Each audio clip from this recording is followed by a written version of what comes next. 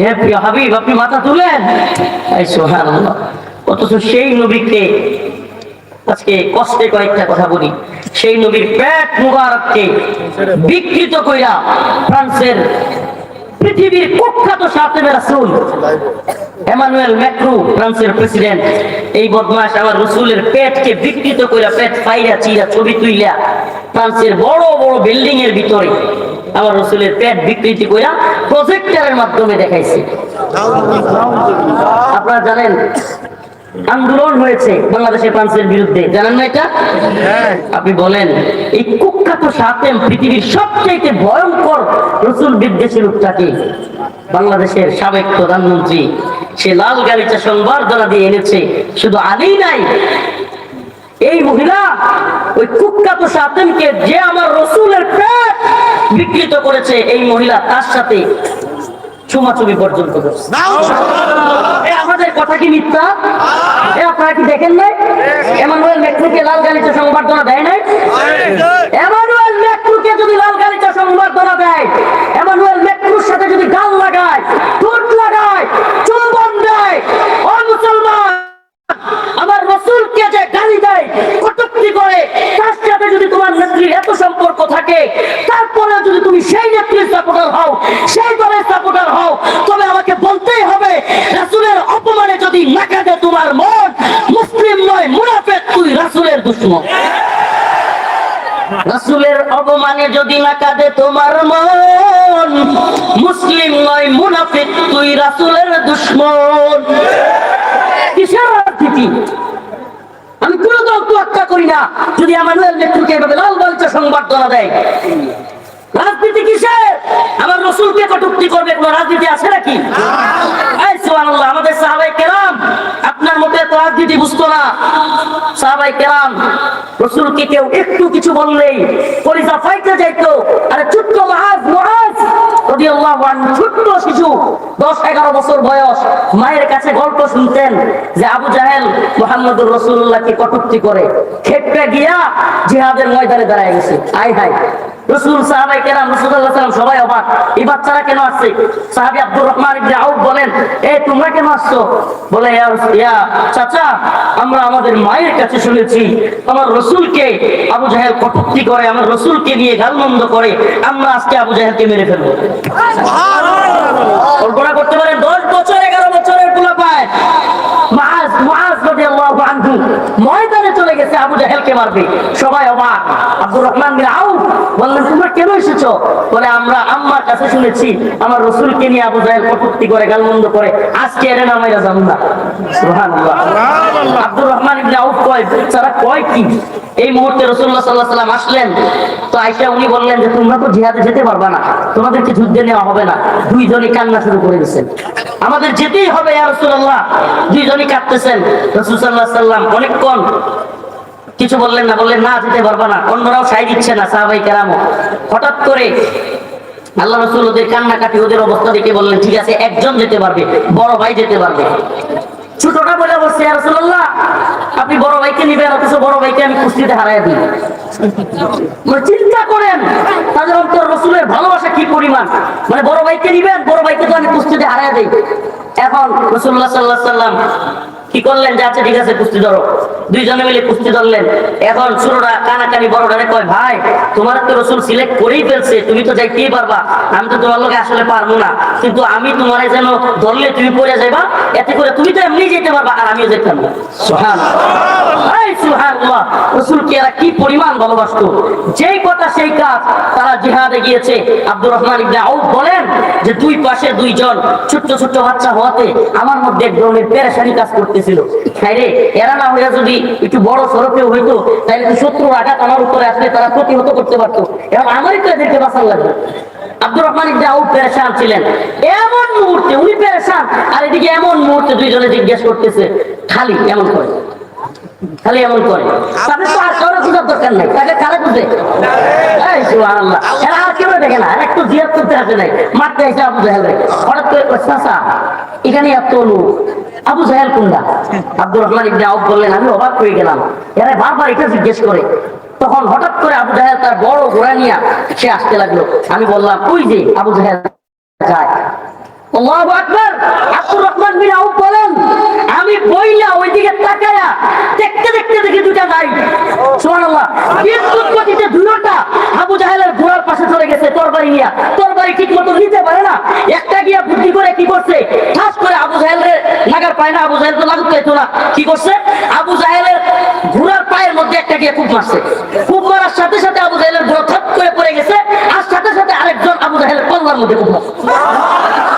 সুবহানাল্লাহ, রাসূলের ভালোবাসা মায়ের কাছে শুনেছে, আমার রাসূলকে কটূক্তি করে, এদেরকে ছাড়া যাবে না। সুবহানাল্লাহ। আব্দুর রহমান বিন আউফ বলেন, দেখতে দেখতে আবু জাহেল শেষ, দেখতে দেখতে আবু জাহেল বিদ্যুৎ গতিতে শেষ। সুবহানাল্লাহ। উম্মার যুবকেরা, তোমাদেরকে বলি, মাস মুআদ যদি পড়ে, মুহাম্মদ বিন কাসিম যদি পড়ে, হাসনাত সার্জিস কিংবা এই সমস্ত নাহিদ আসিফ, এই যুবকেরা যদি পড়ে, আমরা তো বলি আজকে হিন্দুত্ববাদী ভারত, ইসকন, এরা আমাদেরকে হুমকি দেয়, হুমকি দেয়, গালি দেয়। এদের এক একটা হতাশ সাংবাদিক একদিন বলে নেত্রকোনা নিয়ে যাবে, আমরা বলি তোরা আয়, পারলে আমরা যুবকদেরকে নিয়ে সবগুলোরে বাংলাদেশ সীমান্তে কেসি নিয়ে আর চাকু নিয়ে একবারে মুসলমানি করে দেবে। ইনশাআল্লাহ রাজি আছেন তো? ইনশাআল্লাহ। যুবকেরা, এটা শুধু কথার কথা নয়, আমরা যুবকদের সাথে কেন চলি, কেন থাকি, এই উম্মার যুবকদেরকে তৈরি করতেছি। প্রয়োজন হলে আমরা পালিয়ে যাওয়ার লোক নই, আমরা এই অঞ্চলে ব্যারাক তৈরি করব, ব্যারাক ইনশাআল্লাহ। আজকে আমার মাদ্রাসায় সেনাবাহিনী আসছিল, মাদ্রাসায় খেয়াল রাখে তারা, আমাদের এই অঞ্চলের কমান্ডার উনি আইসা অনুদান কিছু দিয়ে গেলেন মাদ্রাসার জন্য। আজকেও দীর্ঘ সময় কথা বলতেছিলাম, আমি বললাম আপনাদের এই কাজটা আমার খুব ভালো লেগেছে। শুনেন, জনবিচ্ছিন্ন কোনো বাহিনী কোনো কিছু করতে পারে না। যখন জনগণের সাথে একটা সমন্বয় তৈরি হয়, তখন এই দেশকে, এই জাতিকে, যে জাতি ঐক্যবদ্ধ থাকে, যে জাতির যুবকেরা দ্বীনের জন্য, ইমানের জন্য, দেশের জন্য যে কোনো প্রয়োজনে রাজপথে নামতে রাজি হয়, এই জাতিকে পৃথিবীর কোনো শক্তি নাই পরাজিত করে। ইনশাআল্লাহ। আজকে যে আয়াত কারিমা তিলাওয়াত করলাম, আব্দুল্লাহ ইবনে আব্বাসের ঘটনাটা একটু বলি। ওই যে হযরত ওমরের কথা বলতেছিলাম, হযরত ওমর বদরি সাহাবীদেরকে নিয়ে মিটিং এ বসতেন, মনে আছে? মনে আছে? বদরি সাহাবীদেরকে নিয়ে মিটিং এ বসতেন। বদরের সাহাবীরা ছিলেন কিবারে সাহাবী, যাদেরকে নিয়ে বসতেন। তো এর মধ্যে একজন যুবক সাহাবী আব্দুল্লাহ ইবনে আব্বাসকে নিয়ে বসলেন। তখন আশপাশ থেকে মুরব্বীরা মাঝে মাঝে বলে যে, এই যুবক ছেলে আব্দুল্লাহ ইবনে আব্বাস, আমরা তার বাপের সমান, আপনি তারে আমাদের মিটিং এ কেন নিয়ে আসেন? আমার কথা শুনতেছেন? আব্দুল্লাহ ইবনে আব্বাস উনি ছিলেন যুবক মানুষ, উনারে কেন নিয়ে আসে? এই জন্য অন্যান্য মুরব্বী সাহাবী যারা আছেন তারা বলতেছেন যে, এই যুবক ছেলেকে কেন নিয়ে আসেন, এই এরকম। আব্দুল্লাহ ইবনে আব্বাস বলেন, একদিন ওমর রাদিয়াল্লাহু আনহু আমাকে ডাকলেন, আমি বুঝলাম যে উনি সবার মধ্যে কিছু দেখাইতে চান। উনি যখন গেলেন, আব্দুল্লাহ ইবনে আব্বাস সহ সকল কিবারে সাহাবী ওনাদেরকে প্রশ্ন করলেন। হযরত ওমর, আচ্ছা বলেন তো, ইযা জাআ নাসরুল্লাহি ওয়াল ফাতহ ওয়া রাআইতান নাসা ইয়াদখুলুনা ফি দীনিল্লাহি আফওয়াজা فسبح بحمد ربك واستغفره إنه كان توابا। হযরত ওমর সকলের সামনে একটা প্রশ্ন রাখলেন, আল্লাহ পাক সূরাতুন নাসরের মাধ্যমে কি বুঝাইতে চেয়েছেন? সাহাবায়ে কেরামের মধ্যে বদরি মুরব্বি সাহাবীদেরকে প্রশ্ন করলেন যে, আল্লাহ পাক সূরাতুন নাসরের মাধ্যমে কি বুঝাইতে চাইলেন? এক একজন এক এক ধরনের উত্তর দিয়েছেন। কেউ বললেন আল্লাহর পক্ষ থেকে সাহায্যের ঘোষণা এসেছে, কেউ বললেন আল্লাহর পক্ষ থেকে বিজয়ের ঘোষণা এসেছে, এটাই তো আমরা বুঝলাম। কেউ বলেন আল্লাহ পাক রাসূলুল্লাহ সাল্লাল্লাহু আলাইহি ওয়াসাল্লামকে বেশি বেশি ইস্তিগফার করতে বলা হয়েছে বলছেন, এবং ইসলামের বিজয় আসবে, বিজয়ের পরের অবস্থান তিনি জানিয়ে দিয়েছেন। এবার হযরত ওমর আব্দুল্লাহ ইবনে আব্বাসকে, আমার ঘটনা বুঝতেছেন? ঘটনা বুঝতেছেন? মানে হযরত ওমর বদরের যে বড় বড় সাহাবী ছিলেন তাদেরকে নিয়ে মিটিং করেন, কিন্তু এই মিটিং এ একজন যুবককে বসান। যুবকের নাম কি? আব্দুল্লাহ ইবনে আব্বাস। এখন মুরব্বী সাহাবীরা বলে, এই যুবক মানুষ, উনারা আমাদের সাথে কেন বসান? এই ধরনের সংশয়। আব্দুল্লাহ ইবনে আব্বাসের ভিতরে কি ছিল? আব্দুল্লাহ ইবনে আব্বাস কি পারে? রাইসুল মুফাসসিরিন আব্দুল্লাহ ইবনে আব্বাসের ভিতরে কি পরিমাণ ট্যালেন্ট আছে, তিনি কি পরিমাণ জাননেওয়ালা, এটা পরীক্ষা করানোর জন্য, মুরব্বী সাহাবীদেরকে দেখানোর জন্য আব্দুল্লাহ ইবনে আব্বাসকে সামনে রেখে সমস্ত কিবারে সাহাবীদেরকে উনি প্রশ্নগুলো করলেন। সাহাবায়ে কেরাম এক একজন এক এক ধরনের উত্তর দিলেন। এবার হযরত ওমর আব্দুল্লাহ ইবনে আব্বাসকে প্রশ্ন করলেন, ইয়া আব্দুল্লাহ, আপনি বলেন তো, ইযা জাআ নাসরুল্লাহি ওয়াল ফাত ওয়া রাআইতান নাস ইয়াদখুলুনা ফি দীনিল্লাহি আফওয়াজা, এই সূরার মধ্যে আল্লাহ পাক কি বুঝাইতে চেয়েছেন? হযরত আব্দুল্লাহ ইবনে আব্বাস বলেন, হে প্রিয় ওমর, এখানে আল্লাহ পাক রাসূলুল্লাহ সাল্লাল্লাহু আলাইহি ওয়াসাল্লাম কে উনি নিয়ে যাবেন, ওফাতের সময় হয়ে গিয়েছে, এটাই বুঝাইছেন। সুবহানাল্লাহ। রাসূলুল্লাহ সাল্লাল্লাহু আলাইহি ওয়াসাল্লামকে পৃথিবী থেকে নিয়ে যাবেন আল্লাহ পাক, এটাই এখানে বোঝানো হয়েছে। হযরত ওমর বললেন, আমিও সেটাই বুঝেছি। সুবহানাল্লাহ। তখন প্রশ্ন করা হলো, কিভাবে বুঝছেন? আব্দুল্লাহ ইবনে আব্বাস বলেন, আল্লাহ পাক ইযা জাআ নাসরুল্লাহি ওয়াল ফাত ওয়া রাআইতান নাস ইয়াদখুলুনা ফি দীনিল্লাহি আফওয়াজা ফাসাব্বিহ বিহামদি রাব্বিকা ওয়াস্তাগফির ইন্নাহু কানা তাওয়াবা।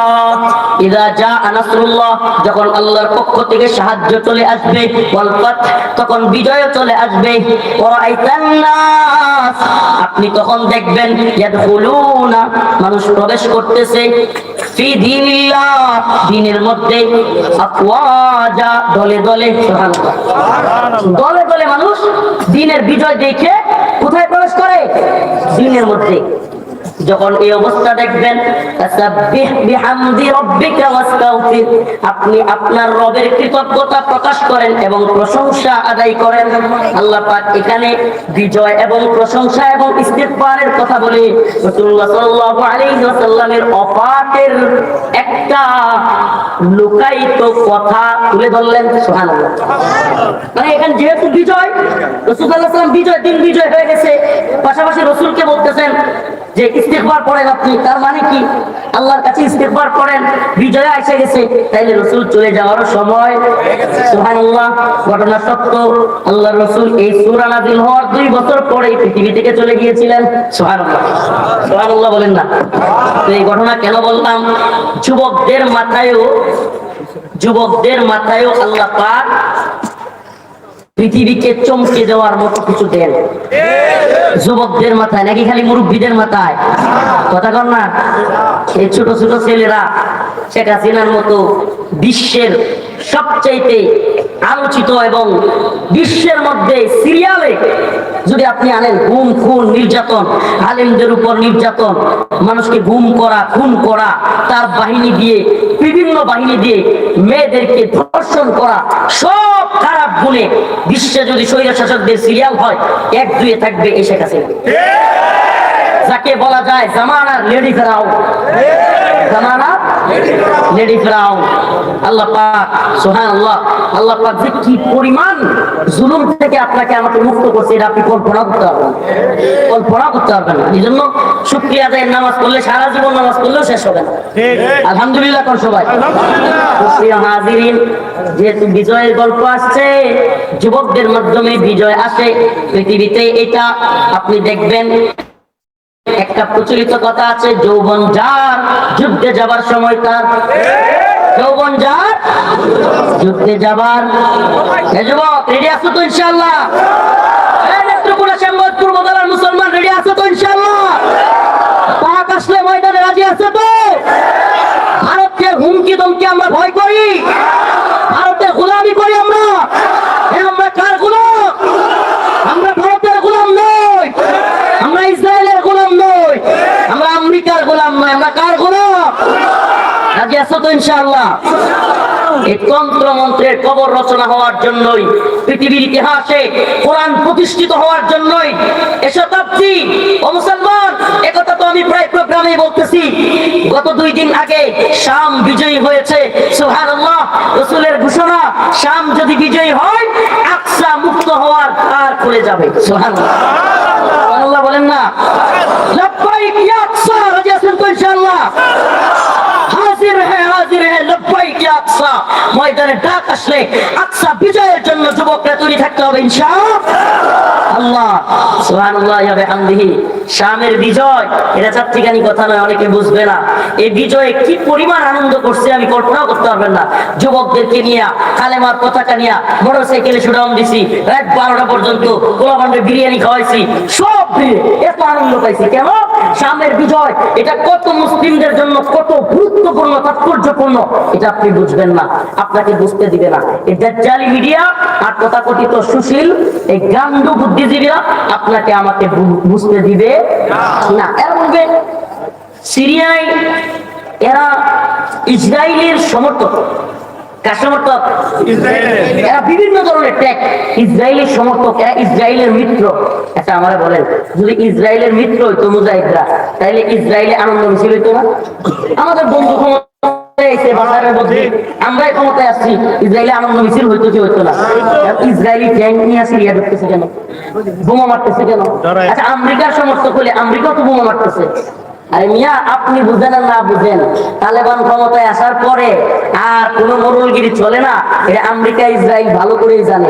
এখন যখন দেশে সিরিয়াতেও তো মুজাহিদরা ক্ষমতায় এসে গেছে, আর সিরিয়ার বর্ডার হইলো একেবারে ইসরায়েলের সাথে, মুজাহিদরা যদি টিকে যায় আর দাঁড়ায় যায়, ইসরায়েল নাই হয়ে যাবে। নাই একদিকে হামাসের মাইর খায়া কি বলছিল, আমরা 24 ঘন্টার মধ্যে হামাসকে নিশ্চিহ্ন করে দিব, বলছিল না?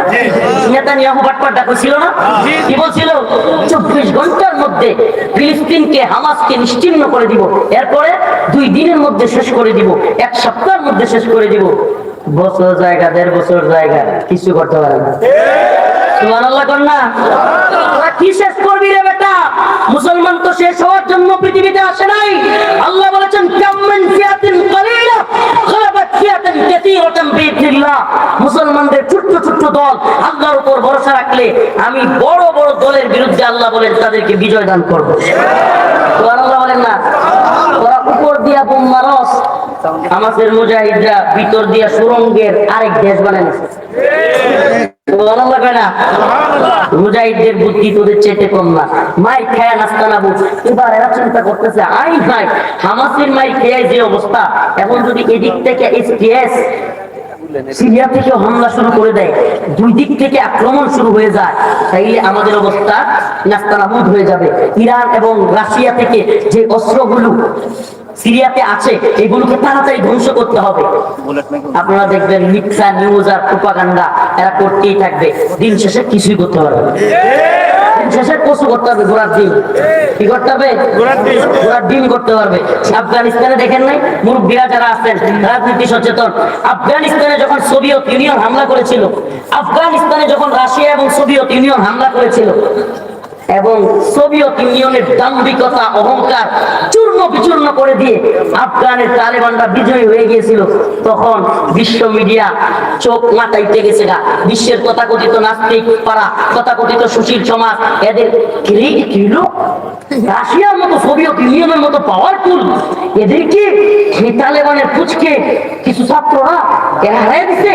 এখন এটা যখন বিশ্বাস করতে পারে নাই মুজাহিদদের শক্তি, এখন এরা প্রোপাগান্ডা চালাইছে কি এই বিজয় আমেরিকা, এতে করে আফগানিস্তানে আমেরিকার শক্তিশালী হয়েছে। আমেরিকা উপমহাদেশে একটা শক্ত ঘাঁটি গাড়বে, আরো কত বক্তব্য দিয়েছে। আমেরিকার এই প্রত্যক্ষ এবং পরোক্ষ মদদে এই বিজয় আসছে, এগুলো বলছে। এগুলো যারা রাজনীতি সচেতন এরা জানে, এগুলো বলতে কি বলে নাই? প্রিয় ভাইরা আমার, বন্ধুগণ আমার, মানে মুজাহিদদের বিজয় এটা বলা যাবে না। কেন? কারণ এই গান্ডু বুদ্ধিজীবী এবং এই সমস্ত আতেল মিডিয়াগুলো এরা জানে, হাই সর্বনাশ, আমরা যদি সত্যি বলি যে তালেবানরাই রাশিয়ারে হারাই ফেলছে, তাহলে বিশ্বের বিভিন্ন দেশের মুসলমানরা তালেবানের মতো বিভিন্ন কাফের মুশরিকদেরকে, বিভিন্ন জালেমদেরকে হটায়া কোরআনের শাসন কায়েম করে ফেলবে। কোরআনের শাসন কায়েম হয়ে যাবে। এখন কি করতে হবে?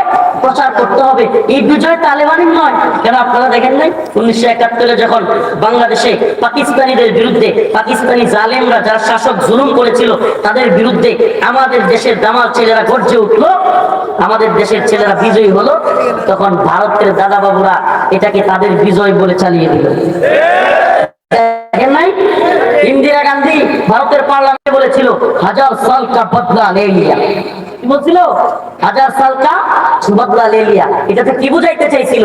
এটাতে বুঝাইতে চাইছিল যে 1000 বছর ভারতবর্ষ মুসলমানরা শাসন করছে, এখন পাকিস্তান যেহেতু মুসলিম কান্ট্রি এবং ইন্ডিয়া এবং পাকিস্তান ইতিহাস বড় লম্বা, ভাগ ভাগ করাই হয়েছিল ধর্মের ভিত্তিতে। কিসের ভিত্তিতে? হিন্দুস্তান, এটা হবে হিন্দু দেশস্থান, ভারত কিন্তু না। রাষ্ট্রের নাম কি ছিল? হিন্দুস্তান, হিন্দু দেশস্থান। পাকিস্তান মানে হলো পবিত্র ভূমি। তাদের ভূমি মুসলিমদের পবিত্র ভূমি। যদিও ওই পাকিস্তান খালি নামই পাকিস্তান হয়েছে। এই তথাকথিত সেনাবাহিনী, এই ইসলাম বিরোধী, এরা কখনো কোরআনী শাসন কায়েম করে নাই। যাই হোক, তো তারা 1000 সাল কা বদলা লে লিয়া। কি বুঝাইলো? যে আমরা মুসলমানদেরকে 1000 বছর এই ভূখণ্ডে ভারতবর্ষে শাসন করেছে, এখন আমরা মুসলমানদের থেকে ক্ষমতা নিয়ে নিছি। বাংলাদেশে চাইলে কি আমরা হিন্দু আছিলাম? আমাদের বাপ দাদারা কি হিন্দু আছিল? তাইলে যারা এই পাকিস্তানের বিরুদ্ধে যুদ্ধ করলো, এটা আবার 1000 সাল কা বদলা লে লিয়া, এটা আবার ভারতের বিজয় কেমনে হইলো? আমাকে বলেন। এইভাবে বিজয়গুলোকে ছিনিয়ে নেওয়া হয়। ইতিহাস জানতে হবে মুসলমান। আফগান রাশিয়ার বিরুদ্ধে বিজয়ের পরেও এইভাবে বিজয়টাকে ছিনিয়ে নেওয়া হয়েছিল। কিভাবে? যে আমেরিকা জিতছে। এখন এই গান্ধী বুদ্ধিজীবী আর আতেল মিডিয়া কিছুদিন পরে যখন সরাসরি আমেরিকার লোক লেগে গেছে, কাদের সাথে লাগছে? আফগান তালেবানদের কার সাথে লাগছে? ইতিহাস একটু জানতে হবে, নাহলে সামনের বিজয় আপনি বুঝবেন না। তো এখন আমেরিকার সাথে লেগে গেছে। এখন মিডিয়া বুদ্ধিজীবীরা এখন চিৎকার করা শুরু করছে, শেষ শেষ, তালেবান শেষ। এখন আর কয় না যে আমেরিকার মদদে রাশিয়ার সাথে জিতছিল। আচ্ছা, যদি আমেরিকার মদদে রাশিয়ার সাথে জিতে থাকতো তাহলে আমেরিকায় জিতছে, আমেরিকা আবার আফগানিস্তানে হামলা করবে কেন? কি অনেকগুলো আমাদেরকে, আমার ওই দিন একটা ফেসবুকে আমি যখন এগুলো লিখছি, ফেসবুকে একটা কমেন্ট করছে, হুজুর বয়ানে ওয়াজ করা ভূরাজনীতি বোঝা এক না, না সে ভূরাজনীতি বোঝে। আমি কমেন্টে রিপ্লাই দিছিলাম, তোমার মতো অনেককে আমি ভূরাজনীতি পড়াইতে পারবো, সরাসরি সাক্ষাতে এসো। ভূরাজনীতি কি? বিশ্বে ভূরাজনীতি মুজাহিদদের চাইতে দ্বীনের ব্যাপারে উম্মার ফিকির রাখে, জিহাদের তামান্না রাখে, এদের চাইতে ভূরাজনীতি কেউ ভালো বুঝে না। ভূরাজনীতি কি? এইবার আমেরিকার সাথে লাগা গেল। আল্লাহর কি কুদরত, সুবহানাল্লাহ। আমেরিকার সাথে লাগছে সময়, হাই রে বাবা, জর্জ ডব্লিউ বুশ কি এক হুঙ্কার মারছে। কি কয়? আরে মুল্লাহ, তোরা যদি মুসামারে না দেশ, ওসামা বিন লাদেন রাহিমাহুল্লাহ, তাকে যদি না দেশ, আফগানকে মাটির সাথে মিশিয়ে দিব। কি করব? হুমকিটা কে দিছিল? George W Bush junior. বর্তমান আমেরিকার প্রেসিডেন্টের নাম জানেন? Donald Trump. এর আগের প্রেসিডেন্ট জো বাইডেন, এর আগে আবার ট্রাম্প, এর আগে বারাক ওবামা, এর আগে জর্জ ডব্লিউ বুশ। এই বুশ হুঙ্কার দিয়েছিল 2001 সালে আফগানকে মাটির সাথে মিশিয়ে দিব। ওই হুমকির ভয় মোল্লা ওমর পাই নাই, কিন্তু আমাদের কিছু হুজুররা পাইছে। এই ভয় বাংলাদেশ থেকে কিছু হুজুর, পাকিস্তান থেকে, আফগানিস্তান থেকে, না বলবো না, বাংলাদেশের হুজুররা 2-4 জন প্রত্যেক দেশ থেকে মোল্লা ওমর রাহিমাহুল্লাহ গিয়া বুঝাইলো, মোল্লা 5-6 বছর রাশিয়ার সাথে যুদ্ধ কইরা দেশটা পাইছো, কোরআনের শাসন কায়েম হয়েছে, এখন এক ওসামার জন্য মোল্লা যদি আমেরিকার সাথে লাগতে চাও, আমেরিকা দেশটাকে ধ্বংস করে দিবে। মোল্লা ওমর রাহিমাহুল্লাহ গর্জে উঠেছিলেন, চিৎকার দিয়ে এক ঐতিহাসিক কথা বলেছিলেন। ঠিক বিজয়ী, শতাব্দীর সবচাইতে কালজয়ী একটা বক্তব্য দিয়েছিলেন। তিনি বলেছিলেন, হে প্রিয় আলেম সমাজ, আপনারা বিভিন্ন দেশ থেকে এসেছেন, আপনারা আমার মাথার তাজ, আপনাদেরকে মহাব্বত করি, সম্মান করি, কিন্তু আপনাদের কাছে জানতে চাই, আমার রাসূল জীবনে কোন মুমিন মুসলমানকে কাফেরদের হাতে তুলে দিছে? একটা প্রমাণ দেখান। যদি দেখাইতে পারেন আমিও ওসামাকে দিয়ে দিব। নাম্বার 2, আমিও দেখবার চাই, আপনারা জর্জ ডব্লিউ বুশের কথা বলেছেন, আমিও দেখবার চাই আমার আল্লাহ ওয়াদা দিয়েছেন, ওয়াদান আলাইহি হাক্কা, আমার রবের ওয়াদা সত্য হয় নাকি জর্জ ডব্লিউ বুশের ওয়াদা সত্য হয়? সুবহানাল্লাহ। মোল্লা ওমর চিৎকার করে বলেছিলেন, আমি দেখতে চাই জর্জ ডব্লিউ বুশের ওয়াদা সত্য নাকি আমার রব্বে কাবার ওয়াদা সত্য। ও মোল্লা ওমর রাহিমাহুল্লাহ, আপনি দেখে যাইতে পারেন নাই 2021 সালে প্রমাণিত হয়েছে। 2021 সালের 15ই আগস্ট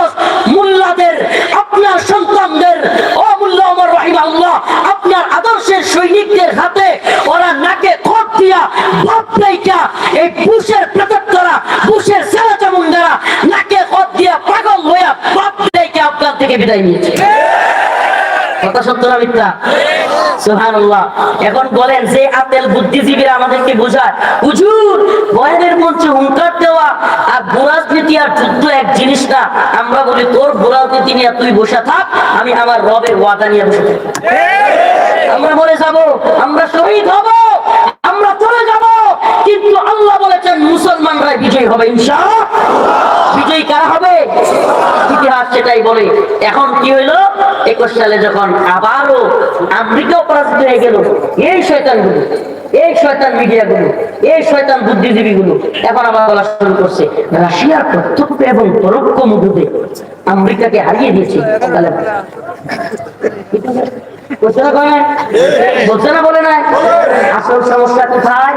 আসল সমস্যা হইলো ওই যে কাকুর মতো কম লাগে, কাকু বলছিল না বলাবো না, মনে আছে না? মনে আছে তো? এই কাকুর মতো কোয়া লাগে। কাকু তো বিএনপি করতো অন্তর্জালা,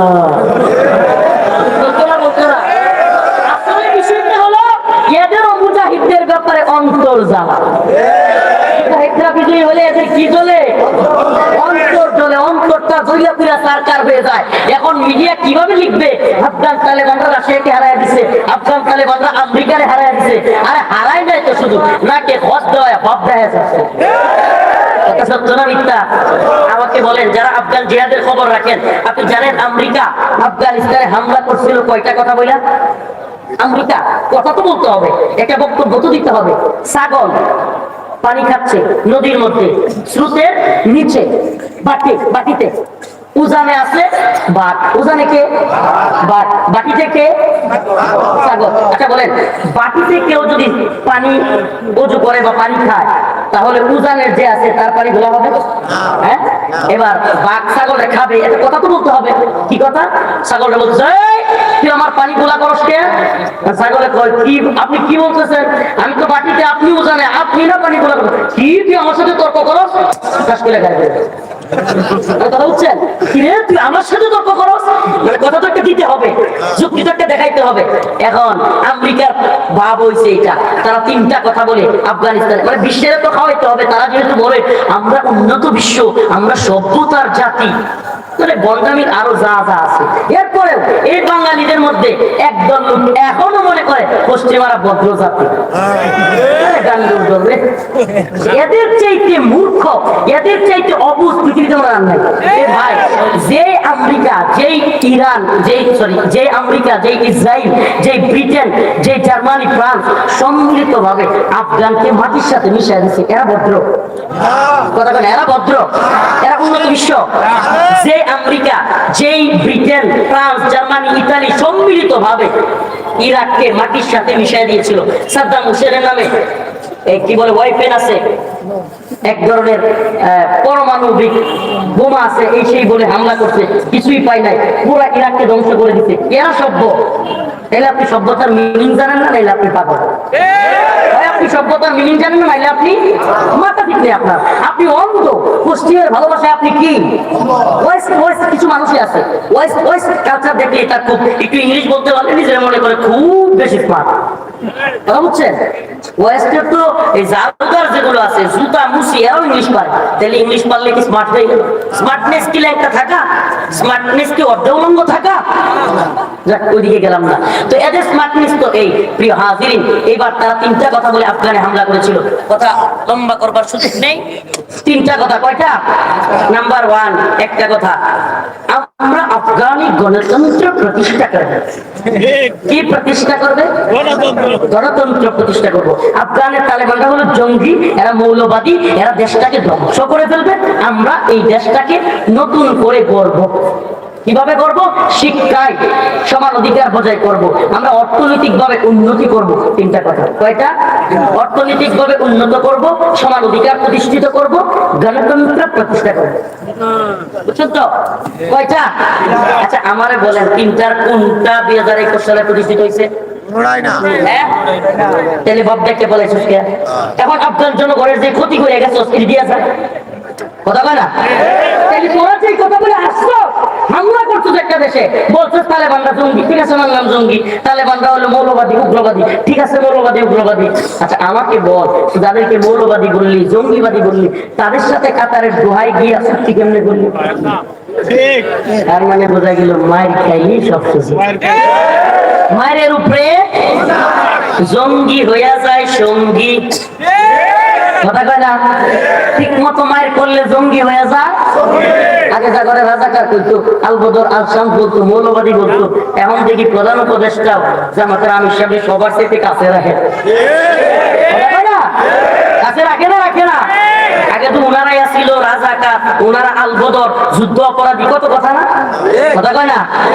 এই যে এগুলো বলা, ভাই কি ভাইরা আমার, বন্ধুগণ আমার, সাংবাদিক নেত্রকোনার মুসলমান, একটা কথা বলে যায় মুসলমান ইমানদার, ইতিহাস বিজয়ীদের পক্ষে কথা বলে। ইতিহাস কাদের পক্ষে কথা বলে? আপনি বিজয়ী হয়ে যান, আপনার ভুল ত্রুটি কেউ খুঁজবে না, ভুল ত্রুটি কি করবে না। আর আপনি পরাজিত হয়ে যান, আপনার ভুল ত্রুটি খুঁজা খুঁজা বাইর করবে। এটাই বাস্তবতা। আপনি একটা প্রোগ্রাম করছেন, সফলতা দেখাইছেন, 2-4 জন বক্তা আসছে না, কিছু হয়ে যাবে। আপনার প্রোগ্রামে কোন একটা ঝামেলা হয়েছে, খালি কোথায় কোথায় ভুল বাইর করবে। শুধু প্রোগ্রাম না, আপনার মাদ্রাসা, আপনার স্কুল, আপনার চাকরি, আপনার বাড়ি, সব কিছুতে আপনি সফল হন, বিজয়ী হন, ইতিহাস আপনার পক্ষে কথা বলবে। আপনি ব্যর্থ হবেন, ইতিহাস আপনার বিরুদ্ধে যাবে। তার মানে কি? মায়ের উপরে ঔষধ, কিন্তু মুমিন রেমাইলেন না। আবার বলি, মায়ের কোন দিকে হবে? কাফের মুশরিক জালেমদের বিরুদ্ধে। মায়ের কাদের কাদের উপরে পড়বে? জালেম কাফের মুশরিক, যারা বাংলাদেশ দখল করতে চায়, দ্বীন ঈমান হরণ করতে চায়, এদের উপরে ইনশাআল্লাহ আমরা মায়ের খামু না, মাঝে মাঝে মায়ের দিমু, দিব তো ইনশাআল্লাহ। এ উম্মার মুজাহিদরা তৈরি আছো তো ইনশাআল্লাহ?